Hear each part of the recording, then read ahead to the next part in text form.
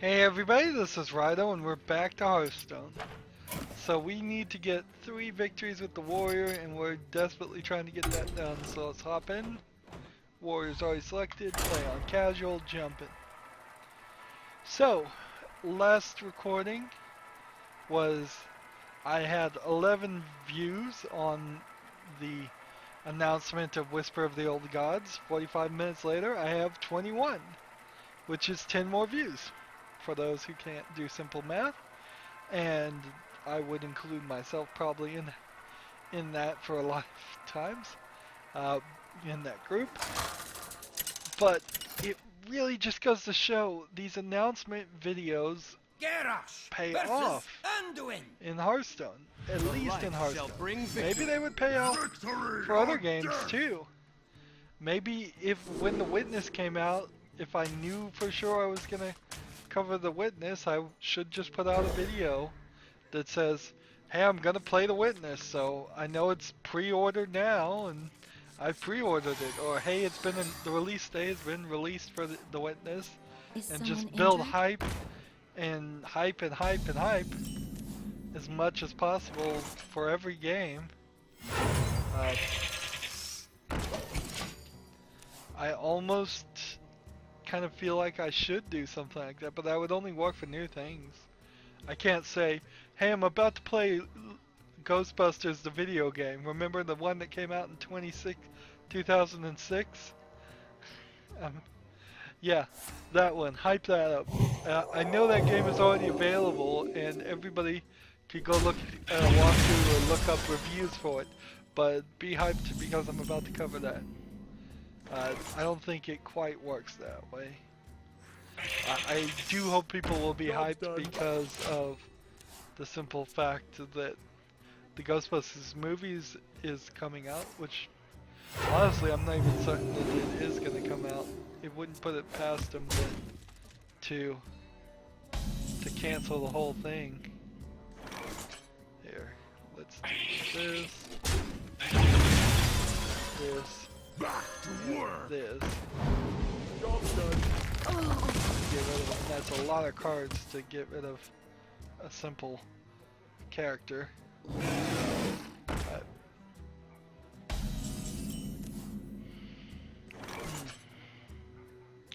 But at least for Hearthstone, when new information is out, I need to do announcements, even if they are just like just me looking at web pages, even if it is just something as simple as that, like this video is.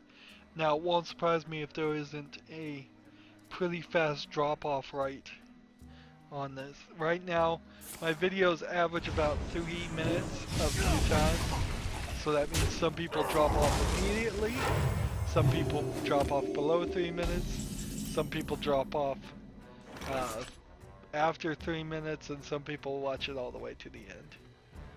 All of those are true things. But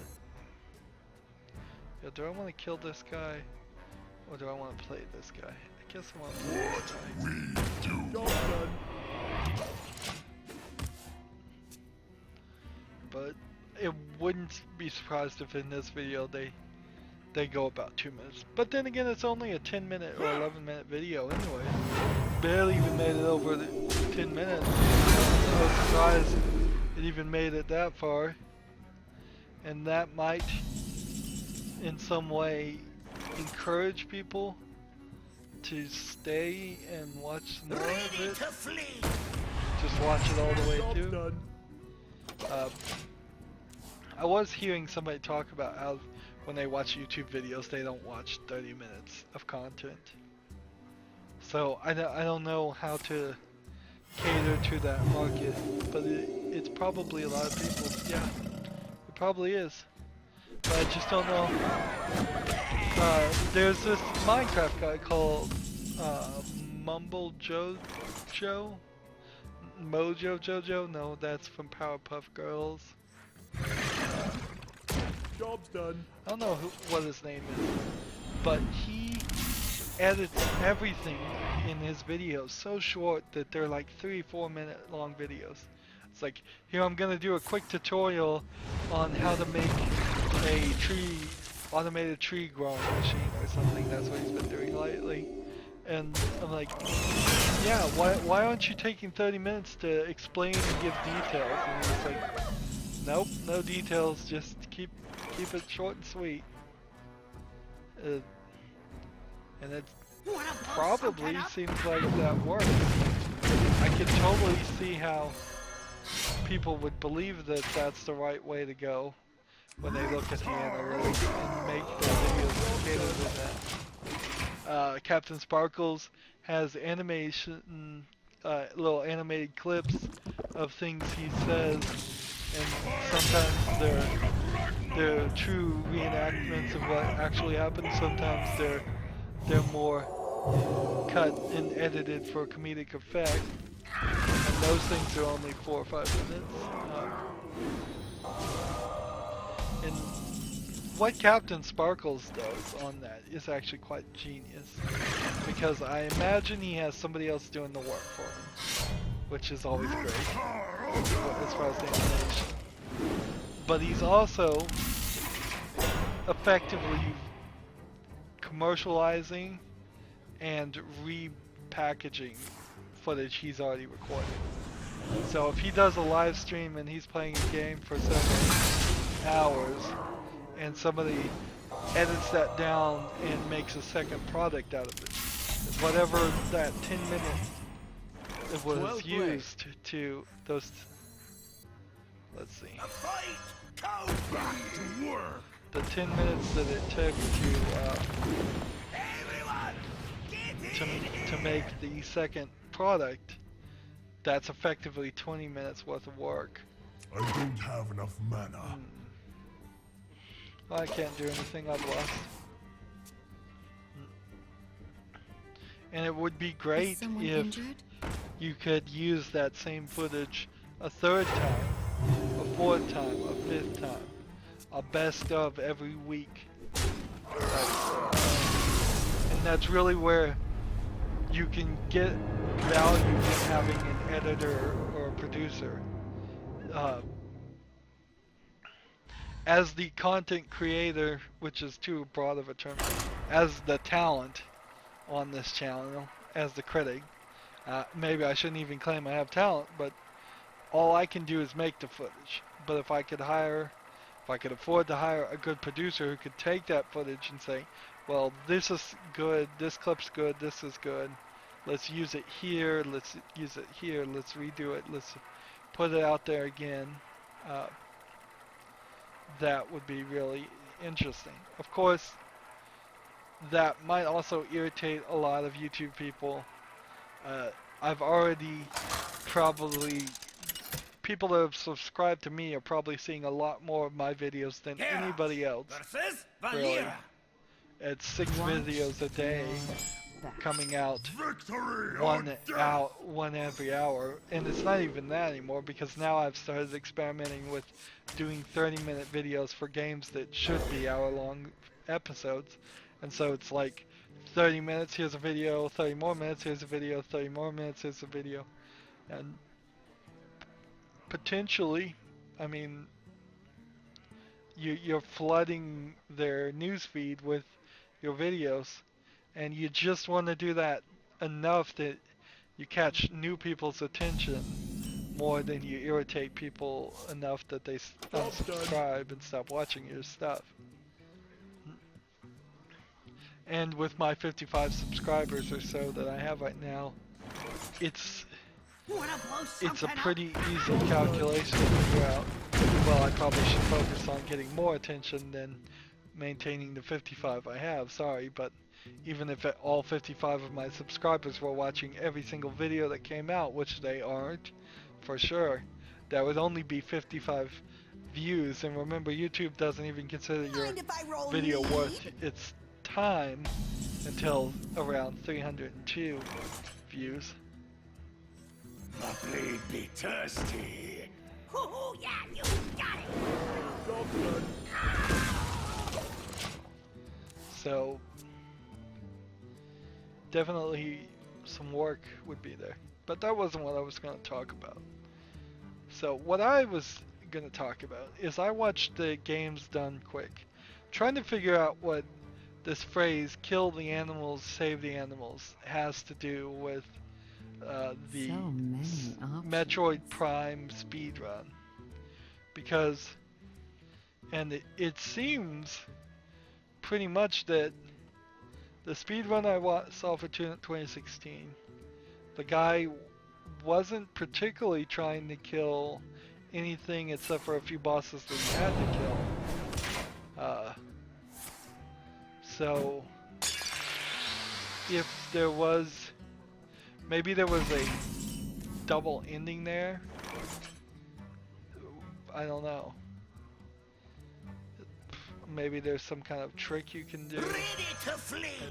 I have no idea. So, I strike. and they never explained it. They said it throughout the entire Awesome Games Done Quick marathon. Every single game that came, people would donate and they would vote, kill the animals, save the animals, and then I never saw it explained. I don't know what that means. All I know is it has something to do with Metroid Prime, but I don't know.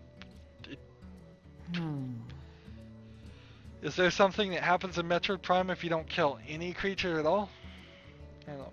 Anyways, moving on from that, I'll need people in the comments to answer that one to me. Watching Metroid Prime, which is a game I really loved. I really did love it. I didn't play Metroid or Super Metroid or anything like any game before. So Metroid Prime was effectively my entrance to the Metroid universe. But watching that game and seeing all that I love there, I'm really surprised, or at least slightly surprised, that they haven't released something on Steam that's somewhat similar. The way Metroid Prime works, where one doorway opens up to an area that gets loaded into memory, and then the next door loads the next area, starts in a good place for a modern engine, something like Unreal or something. And the concept of being on a planet surrounded by unfamiliar animals and ancient history and having all kinds of powers, being a space pirate, which is pretty much all Samus Aran is. Pay attention, class. Or maybe she is a space police. I don't know. Or I'm maybe ready she's to just a learn. space Put this apple on your head. person in general. There's just so much there in that style of game, and I can't think of anything that's somewhat similar. The closest I can think is something along the lines of Stop moving.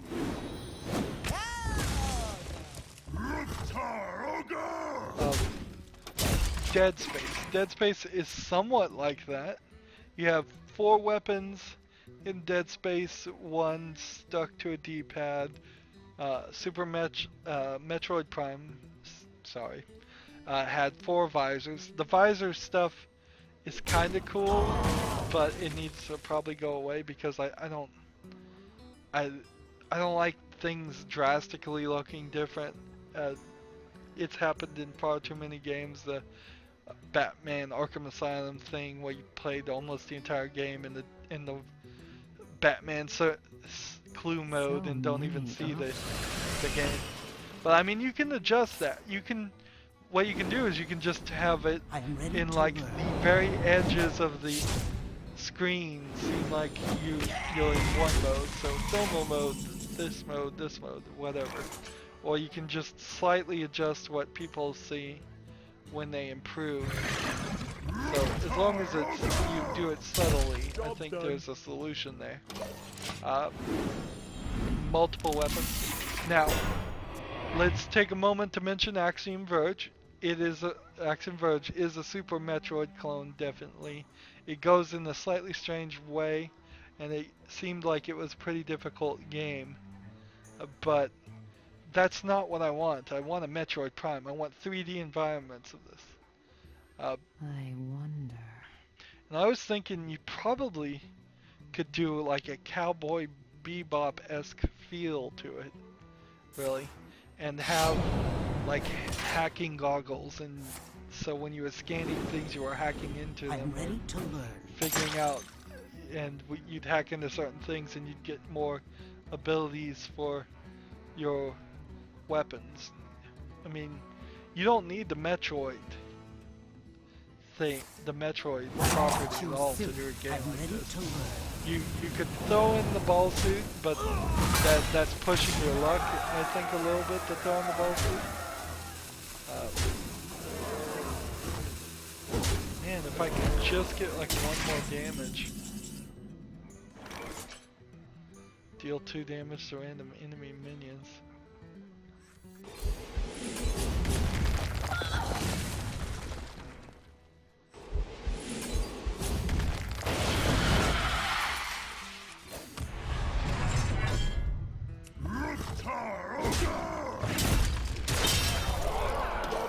Yeah, I've got this. Yeah, the ball suit would be weird, but I mean, you can figure out some other maneuverability and like side puzzles. You could throw in a parkour climbing, you could throw in a skateboard, you could throw in a hoverboard, yeah. You could throw in jet boots, you could throw in grappling. There was a grappling in Metroid Prime too, wasn't there? Grapple beam, so that's slightly separate. So there wasn't a ton of platforming, but there was some of it in Metroid Prime. But that game should exist. It seems really strange Well played. that there's Metroid Prime 1, 2, maybe 3, and then they made that game that like overly sexualized Samus Aran and made her seem pretty weak. Oh, come on.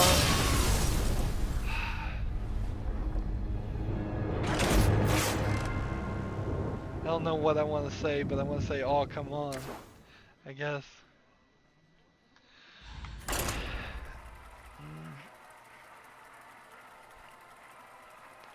But, so, yeah, Nintendo, like all of its things, only comes out with a new game for its properties when it feels like it, and you run a 60% chance it's good, a 40% chance it's garbage, or too experimental, or too different.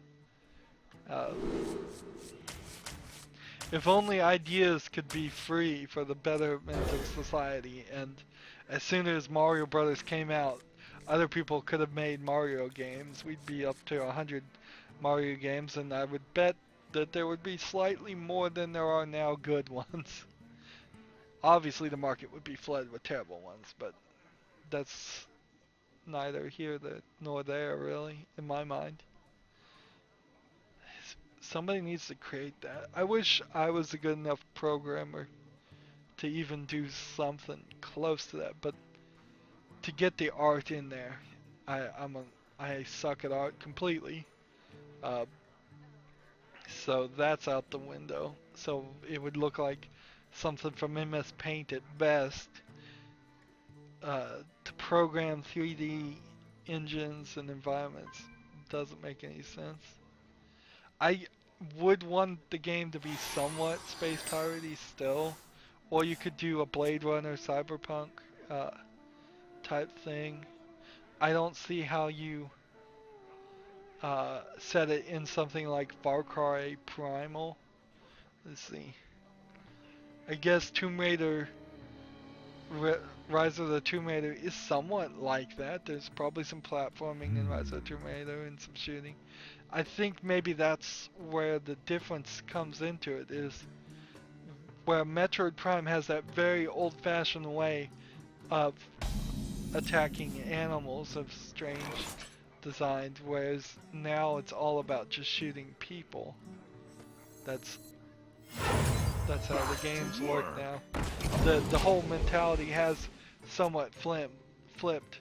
When Tomb Raider first started, you were shooting dinosaurs and animals, and now you're shooting just people left and right. But you can have a little bit of both. see, how do I want to do this? Put a secret from your deck and No let's just problem. get rid of this guy and play this and see if it Done. activates this secret. Nope. So this is probably snipe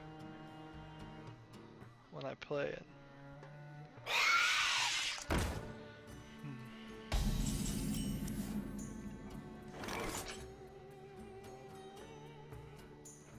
Oh, yeah, you got it. No, it was an explosive trap. Interesting.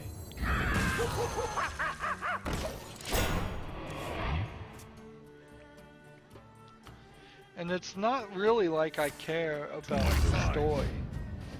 I really don't care that much about the Mario Bros. Story. I really don't care about Mario Galaxy story, which is its own separate thing. I really don't care about Metroid story or Link's story or Zelda story. Let's just be honest. I don't care about either one of them. Practice makes perfect. Star Fox's story was turned into garbage when they threw in Star Fox Adventures, and now they're trying to come out with a new one of that. Again, why is there not a Star Fox style game on Steam? Watching Jim Sterling does certainly characterize my view of a lot of things in a probably negative way, but there is a very valid argument to what he says about Steam getting full of bad games that are cheap and lazy and don't even fill the desires or the holes of the game industry. They're Me Too style games versus being, hey, this game's gonna be different, this game's gonna try something interesting.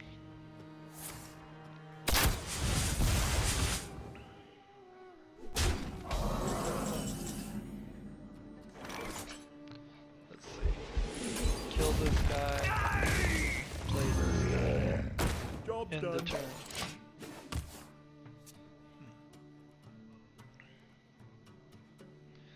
So, yeah.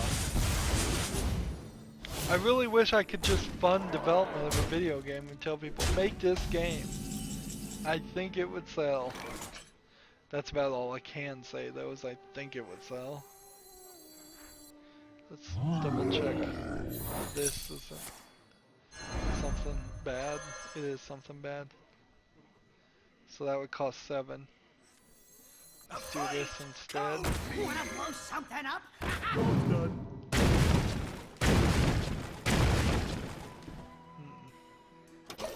I'm gonna lose. I'm gonna lose again. And what struck me about Metroid Prime is, as I was watching them speedrun through it and cheat their way and manipulate the code and get on the outside section.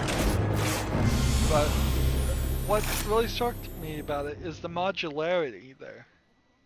There is, if Unreal Engine or Unity had a little bit more ease of use there, to the point where it's something closer to maybe the new Doom level editor is going to be, because they have talked about that being somewhat simple to make your own levels.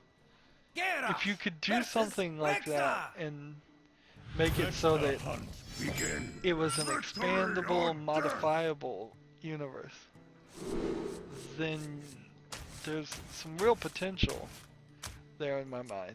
Like, one team could make one room that has one puzzle for a Metroid Prime level, and then a different team could make a bunch of hallways to connect them, and then the next team could make a bunch of things, other things.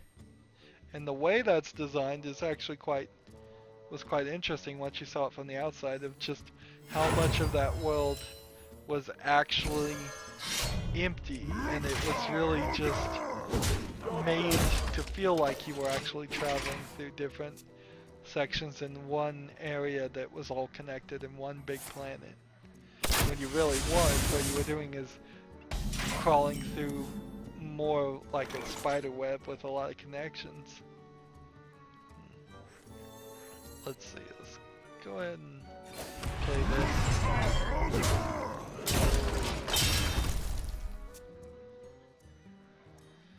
So, man, boy do I want that game. Even if somebody just stole whole cloth Metroid Prime and reskinned it and released it on Steam. I mean, you'd get sued out of existence, but maybe I could download it before then and play it. I mean, even if it was the same basic characters reskinned, same basic everything else reskinned. Job done. Gameplay was the same, puzzles were the same. That would still be something. Particularly since Metroid Prime added a lot to Metroid myth, I think, in that you were dealing with space pirates, I think, for the first time, maybe. Maybe not. Again, I never played Super Metroid, so I'm not sure.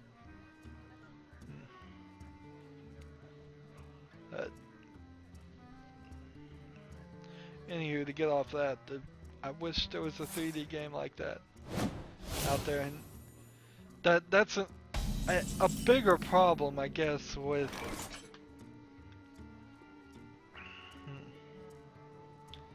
it's a bigger problem, I guess, than with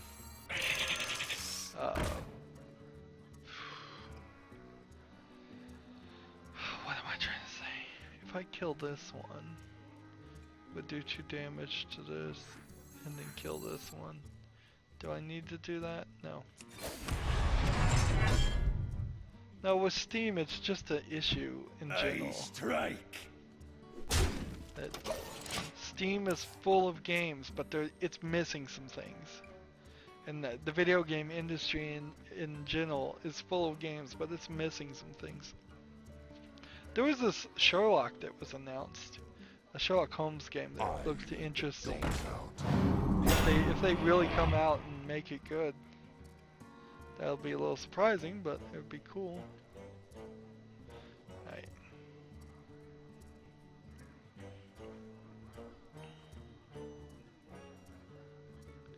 So I want to hit this guy, do 1 damage, then do 2 damage to these 2. Then play this guy and this guy. Let's see if this works.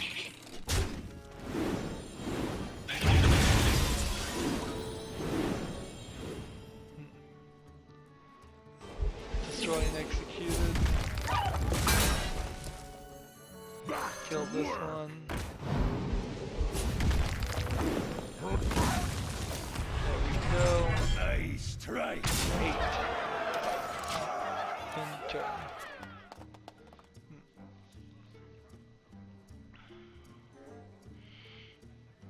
Maybe I should just branch out further. Maybe I haven't delved deep enough into Steam, or Steam is just giving me the popular suggestions.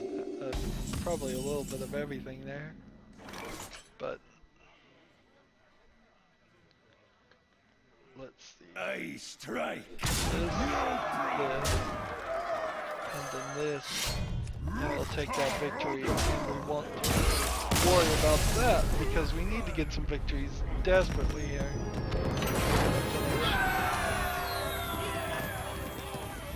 Need 2 more victories. I need like a quick disconnect and then another victory. I don't think I want to go a 4th recording here. I feel like I've wasted most of this week not recording, but and that very well may be true, the truth of it. Garrosh versus Uther. I will fight. I wasted a lot of this week actually sitting for packages. Very important packages that needed to be delivered, and so waiting for phone calls and such for stuff that's not even mine. Usually if a package is coming to my house, I'm like, whatever, fine. The guy will knock on the door, he'll leave it on the doorstep, and he'll be gone before I even get to the front door. But these people we're actually gonna bring it in the house, bring the stuff in the house. So I'm glad I don't do that very often.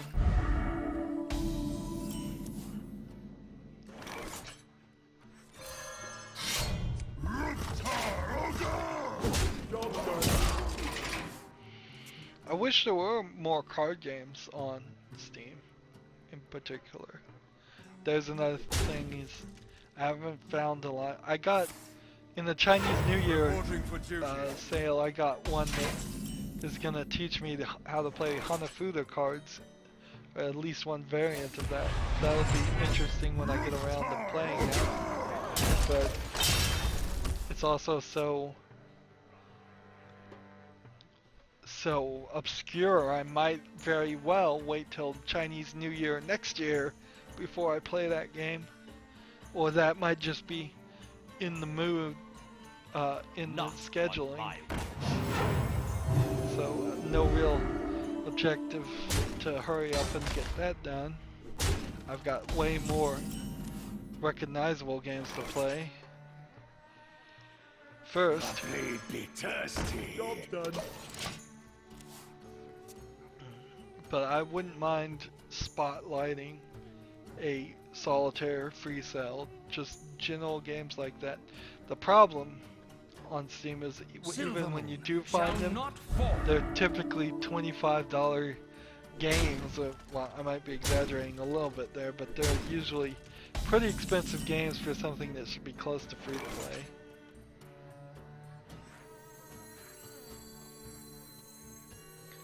Let's see. A fight! Count me in! I don't know how to do this and not end up killing myself. So we'll do this instead.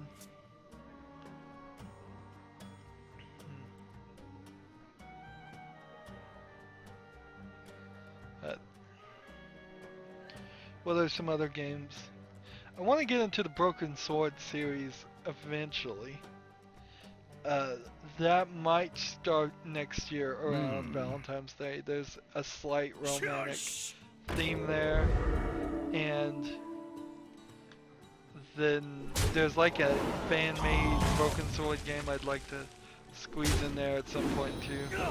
But that's gonna be a point-click adventure game. So Reporting for duty. in the meantime, now that we're done with Sam and Max, which doing Sam and Max did eliminate several games from my library list, just because each episode was its own separate game. I'm gonna lose. Obviously there's something wrong with my deck. That's the best thing about the new expansion, is I'll be able to take out some cards and say, hey, let's rethink this deck. But right now, the cards I've seen, no way. I mean, I can't justify putting any of the cards, the 6 cards I've seen for Whisper of the Old Gods in my deck. Just wouldn't make enough sense. Let's do this, attack here, this, and this. Job's done. This will be at least slightly interesting.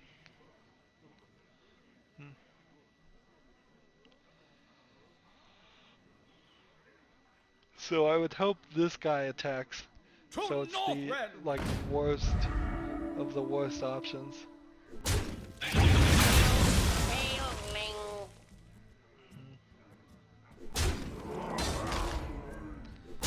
But that wasn't gonna happen.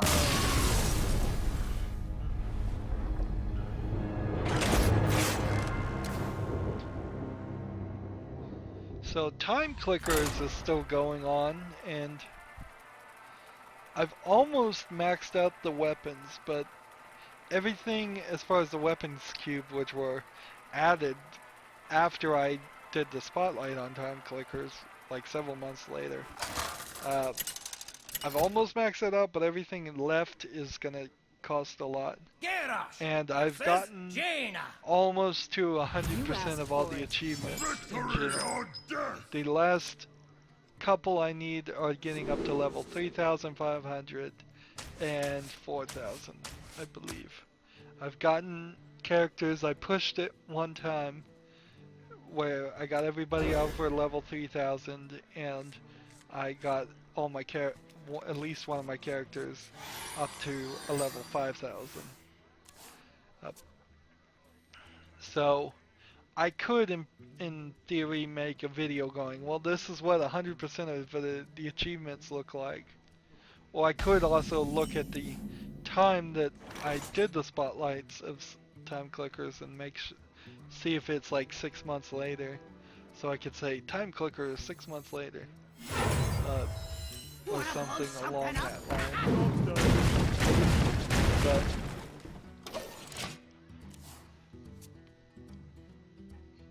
when I think about managing my time, doing that spotlight's not probably gonna bring me any views. All the other clicker games I spotlighted, frankly, not making a ton of progress on any of them. Which is the argument I said I wanted, is that when you're playing like I'm covering Tap Infinity and I didn't even do a spotlight for that. Wait until I'm close to 100% done with that one. And then Clicker Heroes and let's see. Ready your lance on guard. Sakura Clicker.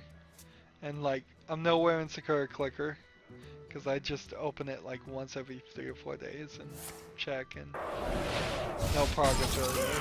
Clicker Heroes, I'm not really anywhere there. Tap Infinity, I'm about the same level of progress on all of them.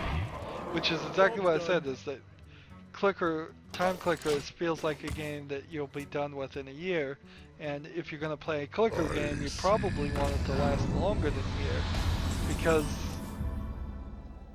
in theory, at least, you would be playing this game on a bus for an hour or two every day, and that's how I've been playing Time Clickers, is I will check I'll check it like 4 or 5 times each day, actually. So I'm not quite exactly accurate. Let's go ahead and get rid of this guy. And then end the turn.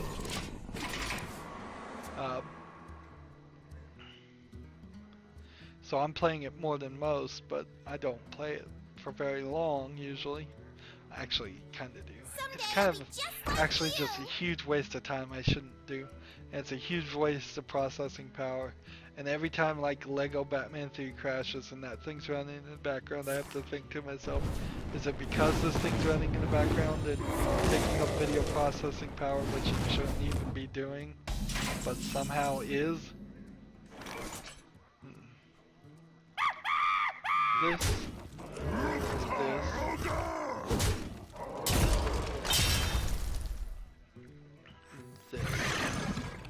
And in return,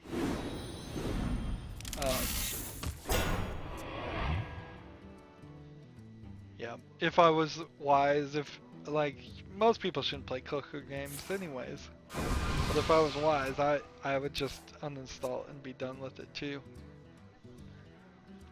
But then Time Clickers is, I think, giving me achievements on Steam too, so even though this is an incredible long amount of time and effort, I am theoretically going to get 100% as long as I keep trying.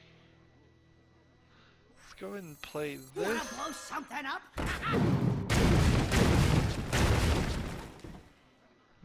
Do this. Back to work.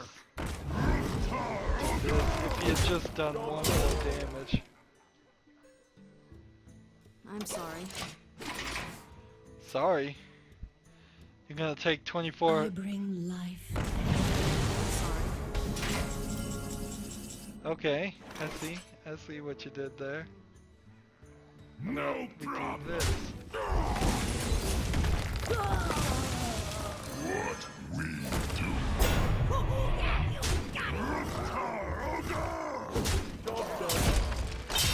I'm sorry. Really? You're saying you're sorry again? I'm sorry. Shut up and play.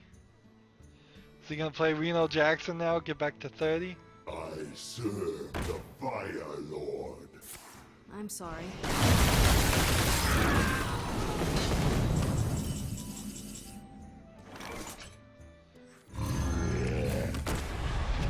Job's done.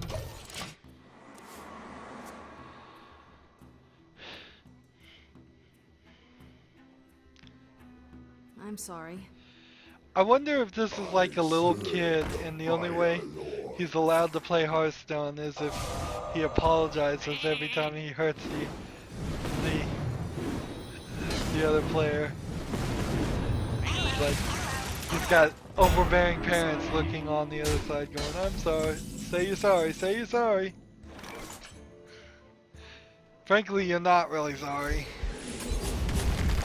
This is hashtag sorry not sorry going on here. If you were sorry, you would lose.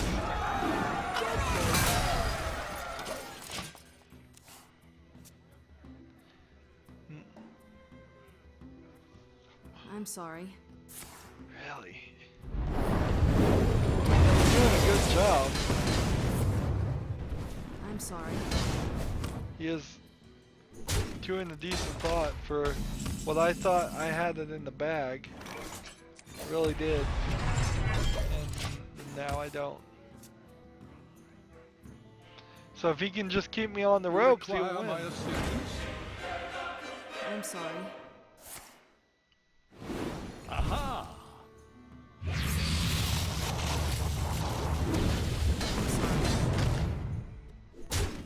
Greetings from beyond the grave. Here we go.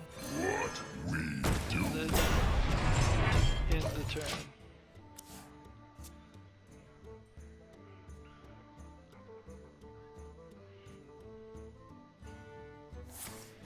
What's funny here is I'm gonna lose. Aha!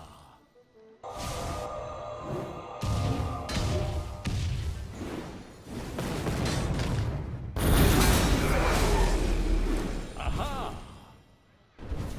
I'm sorry.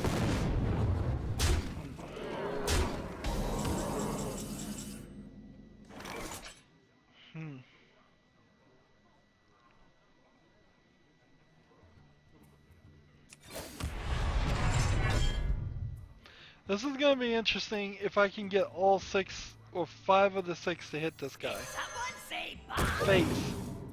Face. Face. Face. Face. Quit hitting my face.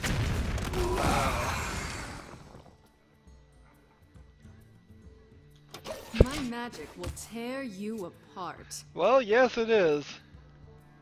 I can't deny it. Aha! Behold the magnificent aerial command unit. Aha!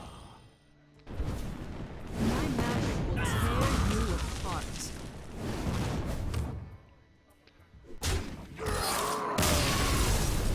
Wow. I guess we can't end this recording session any better than that. Let's see. So where are we at here? We need 2 more warrior victories. I've spent all day doing Hearthstone related things and shouldn't have. And we've gone 45 minutes. I don't want to do another episode, so I'll just get these 2 victories off screen, which will have us at 84.60 on our gold.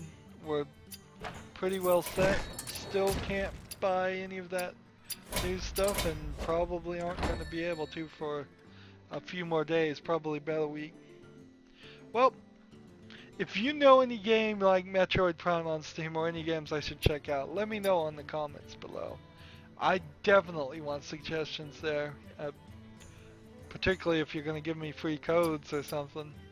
But even just suggestions is great. Having a better idea of what people are interested in or what people know about is great. Otherwise, though, that's it for this episode. As always, I ask you to like, share, subscribe, Comment if you want to, and watch every second of my videos. All that helps me out.